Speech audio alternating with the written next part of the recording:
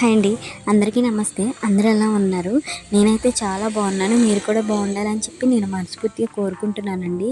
So, నాకు morning నుంచి కూడా హెల్త్ కొంచెం అప్సెట్ అయిందనమాట. హెల్త్ ఏంటంటే నాకు బాగా నీరసంగా ఉంది. ఈరోజైతే ఉమ్మగా వేసిపోయింది. ఎందుకో తెలీదు. ఒక పక్క గాలి లేదు, ఇంకో పక్క అలా అని చెప్పేసి ఎండ మాత్రం బాగా కొడుతుంది. అస్సలు మనం ఎంత ఎండున్నా ఉండొచ్చు కానీ గాలి లేకపోతే అసలు ఉండలేం కదా. అది కాక ఇది సమ్మరు. మేబీ ఆ ఎఫెక్టో ఏమో తెలీదు. అసలు బాగా నీరసమైపోయింది. కాళ్ళు చేతులు అయితే చల్లగా అయిపోయినాయి. గుండెల్లో దడల్లా వచ్చేసింది అనమాట. చెమటలు అయితే పిచ్చ పిచ్చగా కారిపోయినాయి. ఇంట్లో పడుకుందామని పడుకుంటే అసలు నిద్రే పట్టలేదు. ఆ ఎఫెక్ట్ నాకు ఈవినింగ్ వరకు ఉంది. దాంతోపాటు నాకు గ్యాస్ట్రిక్ ప్రాబ్లం అయితే ఉందండి. ఎందుకో తెలియదు. ఒక 15 డేస్ నుంచి కూడా నాకు ఛాతీలో పెయిన్గా ఉంటుంది. ఎలా అంటే డేలో ఒక 2-3 టైమ్స్ అలా అనిపిస్తుంది అనమాట. జస్ట్ అలా అలా వచ్చి మళ్ళీ తగ్గిపోతుంది. నాకేందో భయంగా అనిపించింది అనమాట. ఇంకా లాభం లేదు, ఈరోజు హెల్త్ బాగాలేదు, అదీ కాక నాకు పెయిన్గా కూడా అనిపించేసరికి నేను హాస్పిటల్కి వెళ్దామని చెప్పేసి రెడీ అయ్యాను. ఇంకా హాస్పిటల్కి అయితే వెళ్ళామండి. డాక్టర్ గారు అయితే చెక్ చేస్తున్నారు, వేరే అతన్ని చూస్తున్నారు. ఆ తర్వాత మనమే అనమాట. ఈ డాక్టర్ గారు అయితే ఫేమస్ అండి. కోటేశ్వర గారు అంటారు వాళ్ళ నాన్నగారిని. ఫస్ట్ ఆయన స్టార్ట్ చేశాడు. ఆ తర్వాత ఆయన చనిపోయిన తర్వాత ఇప్పుడు ఈయన చూస్తున్నాడు అనమాట. ఆర్ఎంపీ డాక్టర్ గారు అయినా సరే ఫీజు తీసుకోరండి. జస్ట్ మనం ఇస్తేనే తీసుకుంటారు, లేదంటే అసలు ఇబ్బంది పెట్టరు.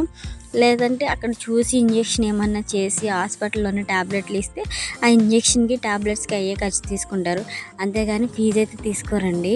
సో మనం హాస్పిటల్కి వెళ్ళడమే. అక్కడ ముందు బీపీ చెక్ చేస్తారు. బీపీ ఇంకా దాంతోపాటు ఫీవర్ ఏమన్నా ఉందేమో చూస్తారనమాట. సో మనకైతే బీపీ నార్మల్గానే ఉంది, ఇంకా ఫీవర్ కూడా లేదు. డాక్టర్ గారు అయితే ఆ తర్వాత అడుగుతున్నారు, ఏమైందమ్మా, ఏంటి నీ ప్రాబ్లం అని చెప్పేసి అడుగుతున్నారు. నేనైతే డాక్టర్ గారండి ఇలా ఉంది, నాకు ఇలా అనిపిస్తుంది, అసలు ఈరోజు అయితే హెల్త్ బాగాలేదని చెప్పాను. అయితే ఆయన అన్నారు, మేబీ గ్యాస్ట్రిక్ ప్రాబ్లం ఉన్నా సేమ్ అట్లానే పెయిన్ వస్తుందమ్మా.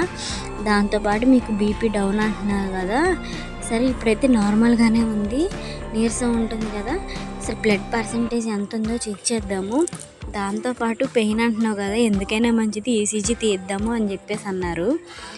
డాక్టర్ గారు అయితే అనలేదు, నేనే ఈసీజీ తీయించుకుంటానని చెప్పి అన్నాను. బ్లడ్ టెస్ట్ అయితే ఆయనే అన్నారు, బ్లడ్ ఎంత శాతం ఉందో చూయించుకో అని చెప్పేసి అన్నారు.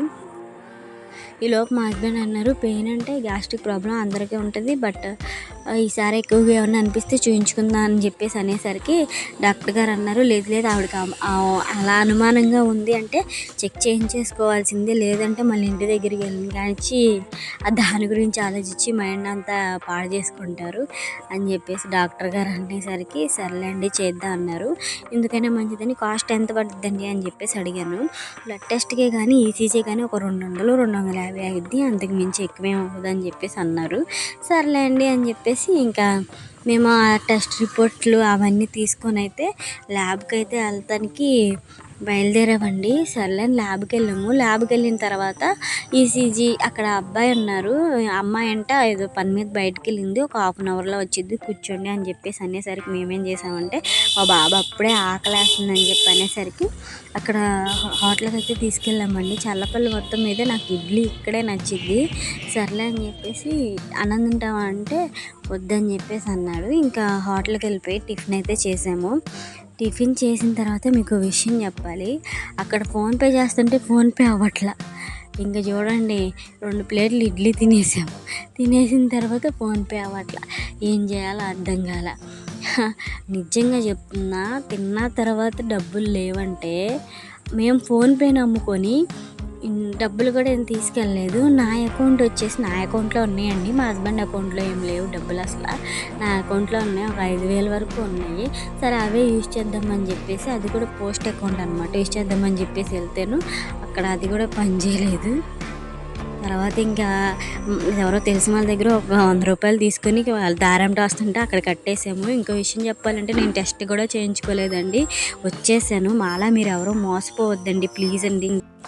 మీరు కూడా ఫోన్పే నమ్మి అసలు బయటికి రావద్దండి. ఫోన్పే ఎప్పుడు ఎలా ఉంటుందో తెలియట్లే. ఒక్కోసారి పనిచేస్తుంది, ఒక్కోసారి పని చేయట్లేదు. సో ఎవరి దగ్గర ₹100 తీసుకున్నామని చెప్పాను కదా, దాంట్లో ₹50 మిగిలితే మా బాబుకి డ్రింక్ బాటిల్, ఇంకా మెడికల్ షాప్లో అన్న ట్యాబ్లెట్లు తీసుకుని వెళ్దామని మెడికల్ షాప్లో ట్యాబ్లెట్లు తీసుకొని అయితే స్టార్ట్ అయ్యాం. వీడియో ఇంతే, నచ్చితే లైక్ చేయండి.